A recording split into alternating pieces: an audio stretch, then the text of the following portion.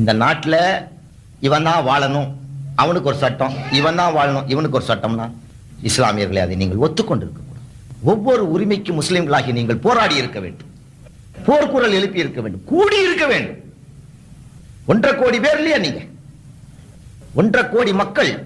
நீங்கள் ஒண்ணு வேணாம், உங்க ஜமாத்து தலைவனுங்க, அவனுக்கு என்ன செங்கலையும் கட்டடி பாதுகாக்கிறதா? பள்ளியாசில 10 லட்சம் ரூபாய் பணமா வச்சிருக்கா, எவனா திருடி போறான், என்னத்துல தூக்கிட்டு போனா அந்த மைக்கு தானடா, அதையும் ஒரு டப்பா போட்டு பூட்டியிருக்கான். மார்க்க உணர்வு இல்லை.